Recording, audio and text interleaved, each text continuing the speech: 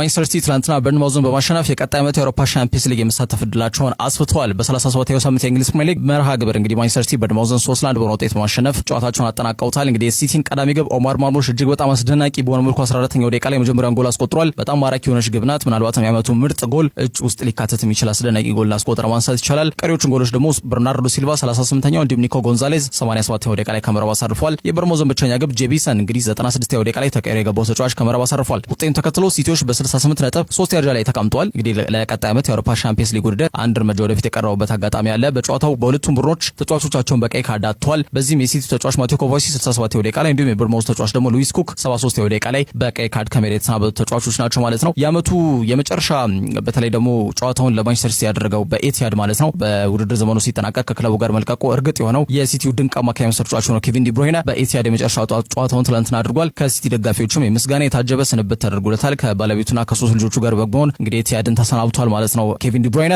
በታሪክ መቼም ከማይረሱ ድንቅ ኮከቦች መካከል አንዱና ዋነኛው ነው። ኬቪን ዲ ብሩይነ በ2015 ወልፍስበርግን ለቆ ማንቸስተር ሲቲን ሲቀላቀል የዚህ ክለብ የስኬት አብዮት ጠንሳሽ ይሆናል ተብሎ ማንም አልጠበቀም ነበረ። ከዓመት ዓመት ግን በተለይ የቡድኑ የማጥቃት እንቅስቃሴ ላይ ዋና አድራጊ ፈጣሪ በመሆን የቡድኑ ኮከብ ተጫዋች ሆኗል። ባለፉት 10 ዓመታትም የክለቡ ስኬት ላይም ቀጥተኛ ተጽዕኖ ከነበራቸው ተጫዋቾች መካከል ስሙ ይጠቀሳል። በተለያዩ ተጫዋቾች ጋርም አብሮ የመጫወት ያለው ክህሎትና አቅም ከዛ ውጪም ከሜዳ ውጪም ያለው በጣም በምስጉን ጸባይ ይታወቃል ኬቪን ዲ ብሩይነ ማለት ነውና በአውሮፓ ሻምፒየንስ ሊግን ጨምሮ ፕሪሚየር ሊግንም እንዲሁም በርካታ ክብሮችን ከዚህ ክለብ ጋር አሳክቷል። በየትኛውም ላጲስ ሊጠፋ የማይችል ትልቅና ወርቃማ አሻራ ትቶ ያለፈ ተጫዋች መሆኑም ማንሳት ይቻላል። ኬቪን ዲ ብሩይነ ትላንትና በይፋ እንግዲህ ኪንግ ኬቪን ዲ ብሩይነ በሚል ትልቅ ባነር ይዘው የገቡት የማንቸስተር ሲቲ ደጋፊዎች እንግዲህ ይህንን ድንቅ ቤልጅማዊ በእንግሊዝ ፕሪሚየር ሊግም ከታዩ በታሪክም ከማይረሱ አስደናቂ ኮከቦች ተርታ የሚሰለፈው እኔን ተጫዋቻቸውን በይፋ ሸኝተውታል። Everybody knows that I'm new in the team and that I will need some time to adapt. I never expected me to be here for 10 years. I wouldn't change it. De Bruyne!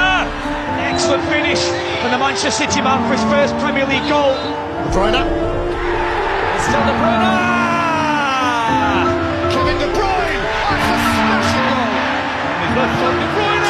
Oh, what a goal! I would say I'm still a kind of old school football guy. I play on creativity, on passion. He's part of the family of this club. There's no doubt he's one of the greatest, for sure.